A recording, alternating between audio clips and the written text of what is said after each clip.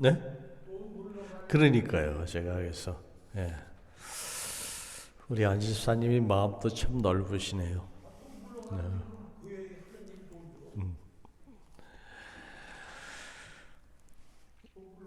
우리가 오늘까지 아마 그 고린도전서 그 고린도 교회 성도들의 그 분란에 대해서 같이 말씀 나누고 아마 이제 내년에나 돼야 다시 이 고린도 교회 문제를 설교에 다룰 수 있을 것 같아요.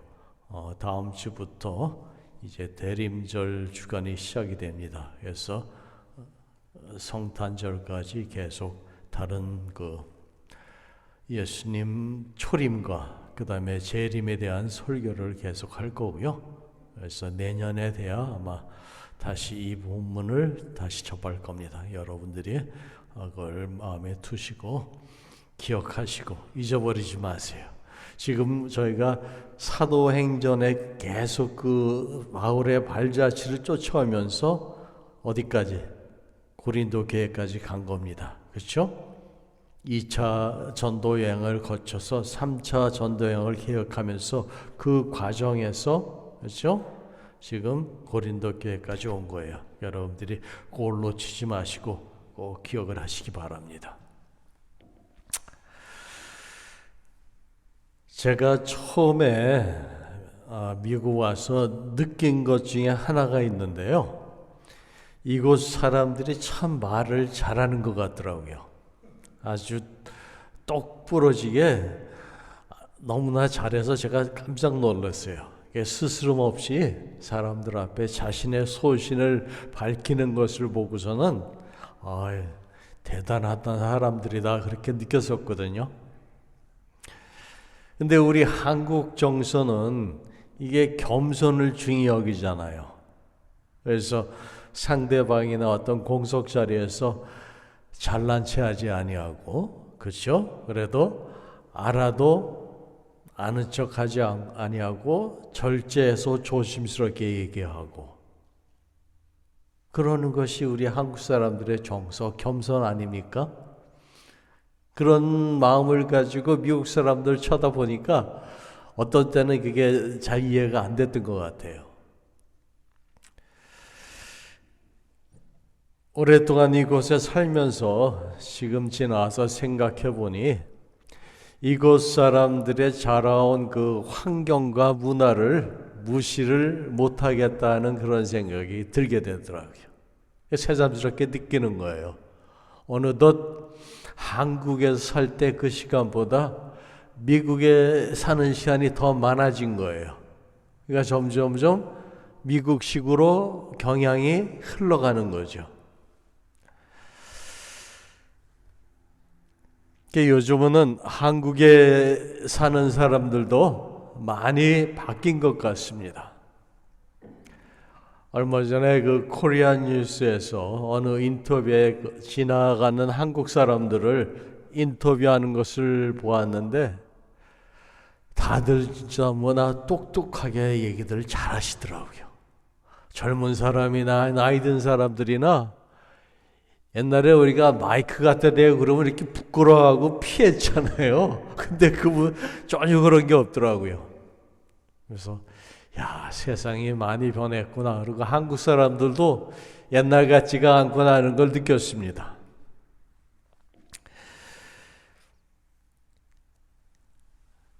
자신의 생각을 논리 정연하게 전하고자 하는 상대방에게 확실하게 전하고 또 유머와 재치로 사람들을 웃기고 또 감동적인 그러한 얘기로 사람들의 마음을 움직여서 눈물을 나게 하는 그러한 사람들은 정말 말하는데 그런 능력이 있는 것 같아요. 가끔 집사람이 다른 그 목사님들의 설교를 집에서 들어요. 그럼 제가 지나가다가 이렇게 언뜻 저도 어떻게 듣게 되거든요. 어쩜 그렇게 말들을 잘하시는지 언변이 너무나 뛰어난 분들을 참 많이 봤습니다. 많은 사람들이 말을 참 잘한다는 제가 생각을 다시 하게 됐습니다. 그래서 그러한 재능이 있는 것을 저 자신을 비롯해서 많은 사람들이 부러워합니다. 나도 저렇게 저 사람처럼 말 좀 잘해봤으면, 저도 그런 생각을 해봤어요. 그런데 오늘 말씀 보니까 어찌된 영문인지 사도 바울은 고린도 교회에서 복음을 증거할 때 이러한 유식한 언변이나 지혜를 의지하지 않았다고 말하고 있습니다. 오늘 본 말씀 1절 보세요. 1절 보니까 형제들아 내가 너희에게 나아가 하나님의 증거를 전할 때 말과 지혜 아름다운 것으로 아니하였나니. 여기에 나오는 1절에 말과 지혜의 아름다운 것이란 이 당시 그리스 헬라 세계에서 사용하던 철학자들의 그런 뛰어난 논리와 화려한 말솜씨를 가리키는 것으로 우리는 볼 수 있습니다. 바울은 자신의 그 화려한 화술로 복음을 전할 경우에 가장 핵심적인 복음이 전해져야 하는데 오히려 인간적인 것들로 인해 그것이 가려질 것을 염려했습니다. 그래서 바울은 고린도 교회에서 복음을 전할 때 인간적인 지혜를 의지하지 않고 오직 십자가의 도만을 전했던 겁니다. 이는 모든 선교자들이 강단에 서서 말씀을 전하는 복음에 선포하는 그러한 설교자들이 당면한 과제이기도 합니다. 저 자신도 설교를 준비하고 여러분에게 복음을 전하지만 어떤 경우는 원고대로 되지 않고 성령의 인도하심에 따라서 말씀을 전하는 제 자신을 볼 때도 있습니다. 하나님의 말씀을 맡은 자로서 성령의 인도를 의지하는 것은 가장 중요한 것입니다. 그러기에 늘 설교하기 전에 하나님 앞에 기도로 간구를 합니다. 사람의 지혜나 뜻이 아니라 오직 하나님만에 드러나시고 예수 그리스도의 십자가만이 온전히 드러나기를 기도합니다. 바로 사도 바울이 고린도 교회에서 하나님의 말씀을 증거할 때 그렇게 했다는 거예요. 세상적인 지혜나 세상적인 아름다운 말로 하지 아니하고 오직 성령의 의지에서 하나님의 말씀을 증거했다는 겁니다. 왜 그러면 사도 바울은 말과 지혜의 탁월함과 설득력으로 복음을 전하지 않았을까요? 왜 그는 고린도 교인들에게 예수 그리스도와 그가 십자가에 못 박히신 것만을 알기를 원했던 것일까요? 사도행전을 보면 사도 바울은 그의 2차 전도 여행 중에 고린도에 오기 전에 아덴이라는 도시에 도착하게 됩니다. 성경에 기록된 이 아덴이라는 도시는 오늘날 여러분들이 아시는 그리스도의 수도인 아테네입니다. 바울은 이곳에서 이방인들에게 복음을 전하기 위해서 당시 그 사람들이 익숙했던 그런 철학적인 논증 방식과 그들의 그 시, 문화를 동원해서 그들에게 설교를 했어요.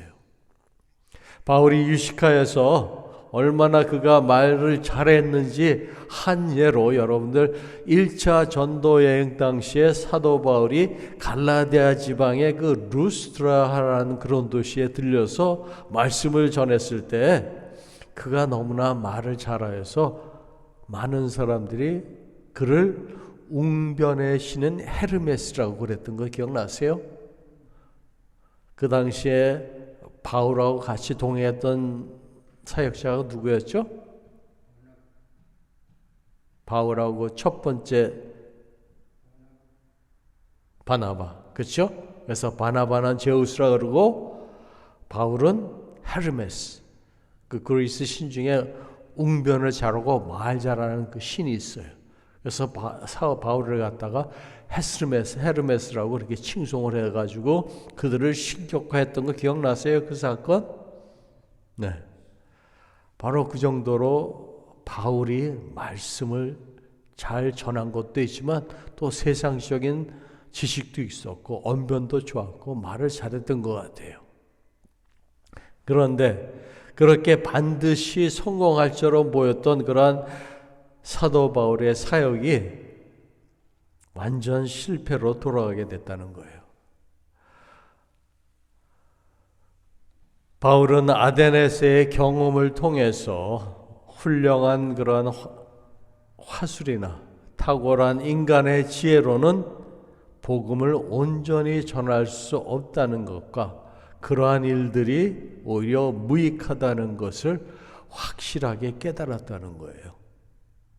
바로 이때 경험이 바울로 하여금 세상의 지식, 지혜를 버리고 오직 그리스도, 오직 십자가의 피, 십자가에 죽으신 예수 그리스도의 복음만을 전하겠다는 확신을 갖게 만들었던 사건이 바로 그 사건입니다. 그래서 사도 바울은 세상이 알 수 없고 소유하지 못한 오직 하나님의 메시지, 곧 예수 그리스도께서 십자가에서 못 박히시고 우리 죄인들을 대신하여 죽으셨다는 이 진리의 사실에만 집중을 했던 것입니다.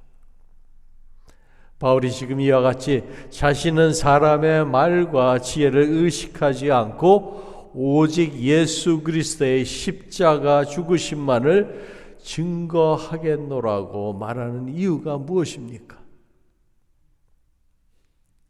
바로 그 당시 고린도 성도들이 이 말과 지혜로 서로 다투고 교회 안에서 분열을 일으켰기 때문이에요.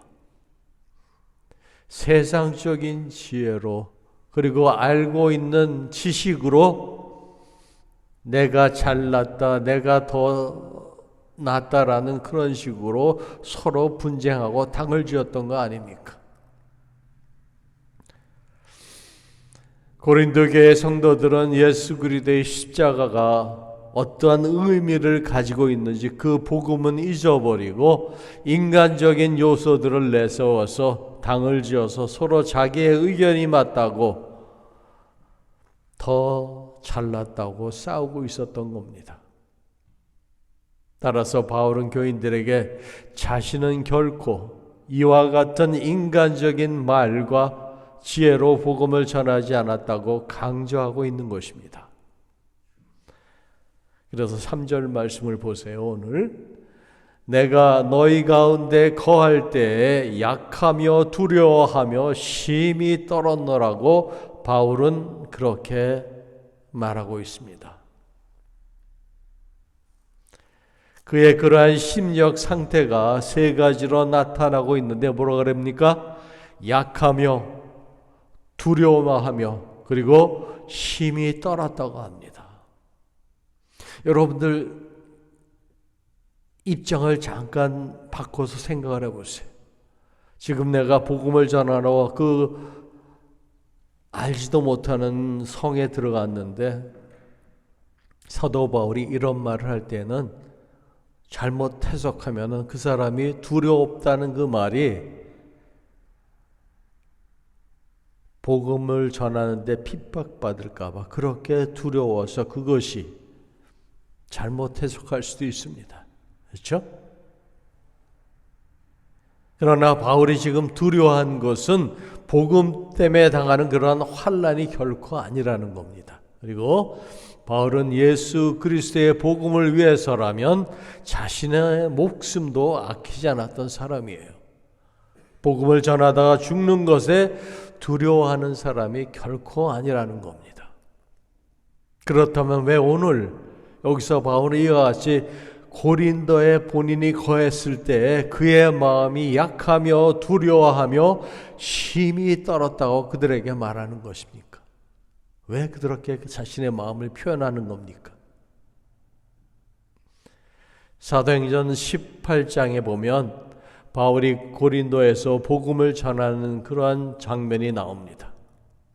바울이 하나님의 말씀에 붙잡혀서 유대인들에게 예수는 그리스도라고 밝히 증언하였는데 그들의 반응은 그것 유대인들이 오히려 바울을 대적하여 비방을 하게 됩니다.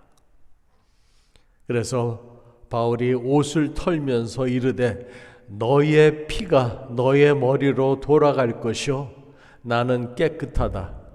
이후에는 이방인에게로 가리라 그렇게 말을 했습니다. 여기서 저희가 대적하여 해방하거늘 여기서 해방하거니라는 뜻의 이 헬라어는 블라스테문톤 헬라어가 그렇습니다. 우리 영어로 잘 아는 blasphemy 바로 하나님을 모독하는 거예요. 신성 모독. 이 뜻으로 바울의 복음 전도에 대한 그런 유대인들의 비난과 대적은 곧 하나님의 입장에서 볼 때는 명백한 신성 모독이었다는 겁니다.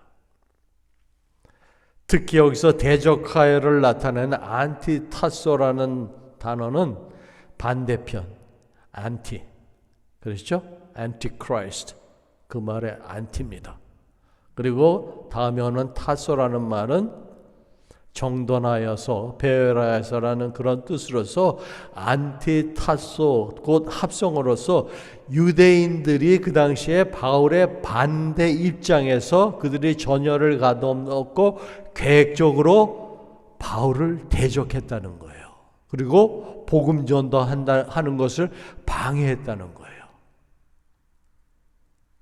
그래서 우리가 지난번에도 계시록 7교회 나누면서 예수님의 계시 가운데 유대인들의 회당의 무리를 갖다가 사단의 회중이라고 그랬던 거 기억나시죠? 복음을 반대한 것까지는 that's okay. 받아들이지 않는 것. 근데 그거 복음 전하는 것을 막고 방해하고 저지하는 그거는 사탄의 일이에요.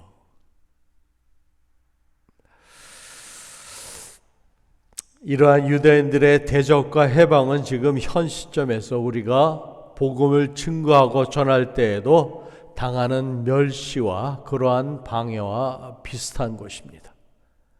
아직도 여러분들 이스라엘 본토에서는 정통을 고수하는 유대인들 사이에 그리스도인들, 곧 메시아닉 주라고 들어보셨죠? 유대인들이면서 그리스도를 받아들이신 사람들이 있어요.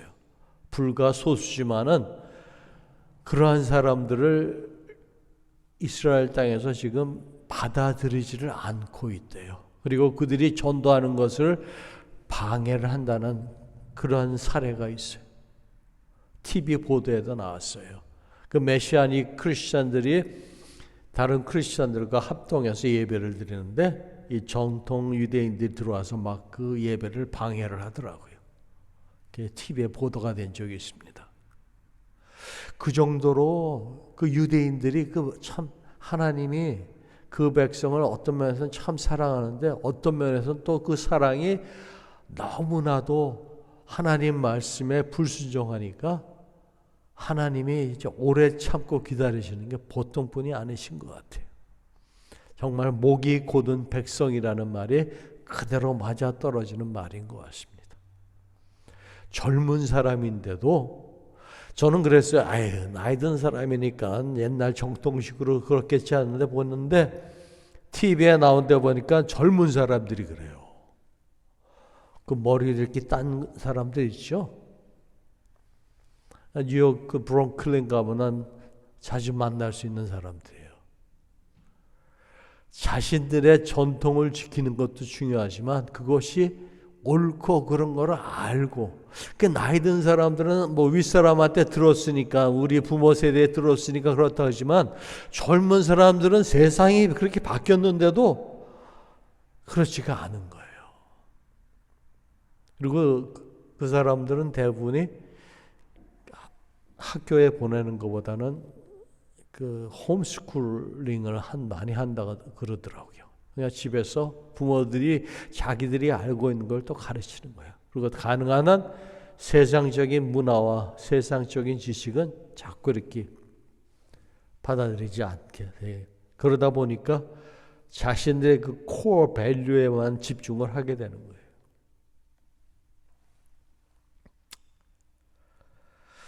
그래서 바울이 그들에게 어떤 행동을 했습니까? 바울이 옷을 털면서 이르되 너의 피가 너의 머리로 돌아갈 것이요. 여기서 옷을 털어 너희 피가 너희 머리로 돌아갈 것이라 이렇게 얘기할 때는 성경에서 보통 옷을 턴다는 말은 엄숙한 맹세나 어떤 저주의 행동으로 그러한 이해로 받아들여졌어요. 근데 바울이 옷에서 먼지를 터는 그러한 행동은 여러분들 신약에 그 예수님께서 12제자와 70전도단을 파송하시면서 그들에게 한 말 기억나세요? 그들의 복음을 받아들이지 않고 영접하지 않는 자들은 그들을 향해서 발에서 먼지를 떨어버리라고 명령하신 것과 유사합니다. 이렇게 발이나 옷에서 먼지를 떠는 것은 초대교회 당시 유대인들이 이방인의 마을에 들어갔다가 나오면 의뢰이 그들의 발의 먼지를 떨어버리는 모습과 연관 지을 수가 있어요. 유대인들은 이 발의 먼지를 떠는 것은 부정한 모든 것을 거룩한 그들의 땅으로 묻혀 들어가지 않기 위해서 그렇게 했다는 거예요. 그래서 사도 바울은 그것을 역으로 복음을 받아들이지 않는 자들은 이분 유대인이라도 구원의 복음과 무관하다는 사실을 그들의 방법대로 보여준 것으로서 이는 그 다음에 그가 말한 너의 피가 너의 머리로 돌아갈 것이라는 그 말이, 그 바울의 말이 바로 유대인들이 예수를 십자가에 달리게 하기 위해서 예수의 피에 대한 책임을 지겠다고 장담하면서 사용했던 말이기도 합니다. 마태복음 27장 24절에서 25절에 이런 말씀이 있습니다. 본디오 빌라도가 아무 성과도 없이 도리어 밀란이 나려는 것을 보고 물을 가져다가 무리 앞에서 손을 쓰시며 이르되 이 사람의 피에 대하여 나는 무죄하니 너희가 당하라. 그랬더니 백성이 다 대답하여 이르되 그 피를 우리와 우리 자손에게 돌릴지어다 이렇게 얘기를 했습니다. 우리와 우리 자손에게. 그래서 이스라엘 유대인들이 그 많은 오랜 시간 동안에 핍박과 환난을 당하고 그 말대로 이루어진 거예요. 그 말이 응했다는 겁니다.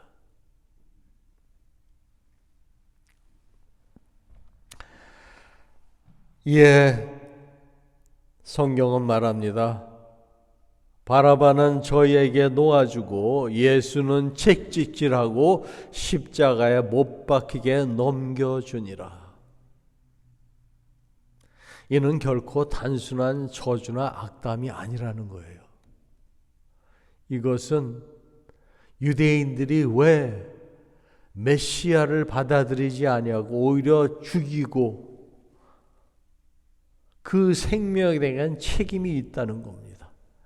그 책임에 따라서 하나님께서는 반드시 그것에 대한 응징을 하시겠다는 거예요. 심판을 하시겠다는 겁니다. 그 뜻을 담고 있어요. 마지막 환난 때 하나님께서 그들을 부르시기 위해서 시련의 기간을 분명히 거치게 하십니다. 사랑하는 자에게 매를 드시는 것처럼 유대인들이 그러한 고통을 받게 될 거예요.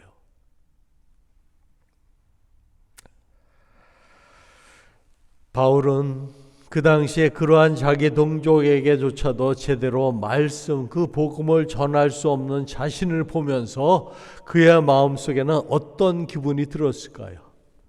바로 그 심정이 오늘 말씀 3절에 내가 너희 가운데 거할 때 약하며 두려워하며 심히 떨었다고 자신의 마음의 상태를 잘 표현하고 있습니다. 그런데 하나님께서 밤에 환상 가운데 바울에게 나타나셨습니다. 그러시고는 말씀을 하세요. 바울아, 두려워하지 말며 침묵하지 말고 말하라. 내가 너와 함께 있음에 어떤 사람도 너를 대적하여 해롭게 할 자가 없을 것이니 이는 이 성중에 내 백성이 많음이라고 하나님께서 사도 바울을 격려하셨습니다. 복음 전도에 대한 유대인들의 비난과 대적에 나는 깨끗하니라 이후에는 이방인에게로 가리라 자신의 그 말처럼 그는 이방의 사도가 되었습니다. 그런데 바울은 고린도에 오기 전 바로 아덴에서 복음 전도 실패의 쓴맛을 보았습니다. 그는 자신이 맡고 있는 이 복음의 가치에 비해 이 복음을 전하는 자신이 얼마나 연약하고 작은 존재인지를 하나님께서 자신에게 맡겨주신 이 복음 전파의 사명을 온전히 감당하지 못했음을 고백했고 그러한 두려운 마음을 가지고 있었던 겁니다. 바울의 마음에는 늘 복음 전파에 대한 이런 염려와 두려움이 있었습니다. 그럼에도 불구하고 바울은 언제나 하나님의 도우심과 은혜로 복음 전파의 그 최전선에서 과감하고 용기 있게 사역을 감당할 수가 있었어요. 그 이유는 바로 성령의 나타나심과 그 성령의 나타나심 하나님의 능력만을 의지했기 때문이라는 겁니다.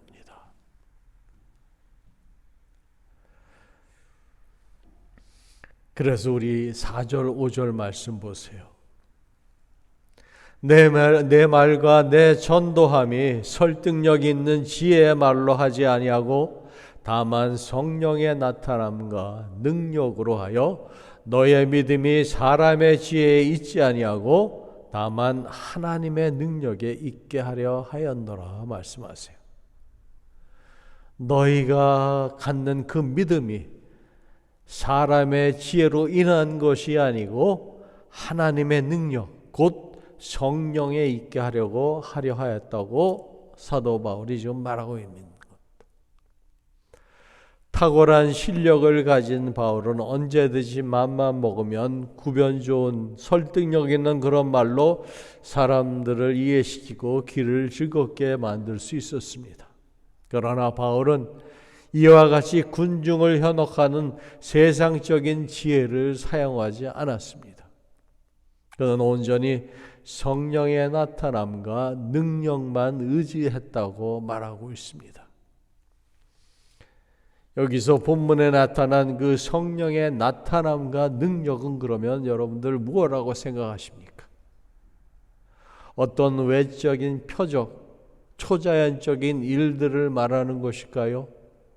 물론 사도 바울의 사역을 보면 다른 여러 곳에서 그러한 기적과 표적들이 나타난 경우도 있습니다. 하나님께서 허락하시면 그러한 현상도 나타날 수 있습니다. 그러나 오늘 본문에서 사도 바울이 말하려는 그 성령의 나타남과 능력은 곧 사람 속에서 믿음을 불러일으키고 성경에 기록된 그 구원의 진리를 깨닫게 하는 하나님의 능력이라는 거예요. 여러분들이 믿음을 갖는 건 여러분들의 의로, 여러분들의 의지로 되는 것이 아니에요. 성령께서 여러분들의 그 마음을 변화시키셔서 믿음을 갖게 하신다는 거예요. 그 능력이 어디서 오는 겁니까?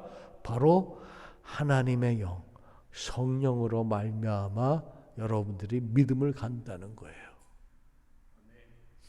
그 진리를 여러분들이 이해를 할 때, 내가 이렇게 하나님의 은혜를 받는 것은 내가 잘나서, 내가 무슨 선한 일을 해서 그런 것이 아니라 하나님의 일방적인 은혜, 나를 사랑하시는 그 은혜라는 것을 여러분들이 깨달을 때 정말 하나님 앞에 엎드려 기도할 수 있고 고백할 수 있고 모든 걸 다 그분께 의지할 수 있게 된다는 겁니다.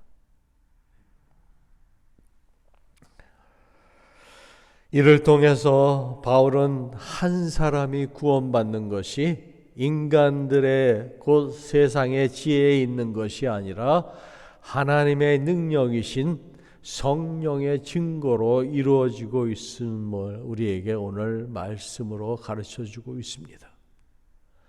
우리가 전하는 복음이 인간의 지혜나 언변에 의지한 것이라면 비바람 몰아치고 파도가 들이치는 날이면 곧 시련이 닥치고 시험이 다가오면 그 믿음은 파도의 모래성과 같이 사라지고 말 것입니다. 그러나 우리가 전한 복음이 사람의 지혜나 언변에 기초한 것이 아니라 하나님의 능력이신 성령의 증거에 의한 그 기초로 된 것이라면 그것은 불변하는 믿음이 될 것이라는 겁니다. 사랑하는 성도 여러분, 사도 바울의 고백같이 우리들도 우리 자신의 인간적인 어떤 언변과 지혜를 의지하는 복음 전도자가 아니라 그리스도의 십자가를 드러내고 철저하게 성령의 능력만을 의지하는 온전한 복음 전도자가 다들 되시기를 주님의 이름으로 축원합니다. 아멘. 기도하시겠습니다. 성령 하나님, 그 옛날 사도 바울이 복음 증거를 하며 세상의 지혜나 지식에 의지하지 아니하고 오직 성령의 나타나심과 그 능력에 의지하였음을 오늘 이 아침에 우리에게 다시 한번 그 말씀을 통해서 깨닫게 하시고 우리들로 그와 같이 하나님만 의지하고 또 성령님만 의지하고 예수 그리스도만 온전히 전하는 복음의 전도자들로 우리를 주여 세워주시기 원하나이다. 주님 오실 날이 이제 가까운데 저희들로 깨어서 준비하게 하시고 아직도 잠잠한 영혼들을 저희들로 아버지 하나님의 말씀을 들을 수 있도록 저희들의 입술을 주관하시고 또 주장하셔서 복음의 증거를 온전히 감당할 수 있도록 주여 마지막 때 주의 거룩한 성도들로 들어 세워 주시옵소서. 아버지 아직도 많은 빈자리에 주의 아버지 거룩한 성도들을 이곳에 모이게 하셔서 함께 찬양하며 예배 드릴 수 있도록 주께서 은혜도 내려 주시옵소서. 오늘 이곳에 같이 못한 모든 우리 은혜교회 식구들 주께서 기억하시고 그들도 아버지 하나님 저희들이 함께 모여 어느 곳에 있든지 늘 주님을 사랑하는 마음 잊지 않게 하시고 다시 만나는 그 시간까지 주께서 안위하시고 보호하여 주시옵소서. 모든 것 주께서 인도하시고 또 주관하신 줄 믿습니다. 주님만 의지하고 오늘도 우리 가운데 함께 하시고 또 늘 우리를 보호하시는 살아서 역사하시는 예수님의 이름으로 간절히 기도드리옵나이다. 아멘. 우리 다 함께 찬송가 620장 함께 찬송하시겠습니다. 620장입니다.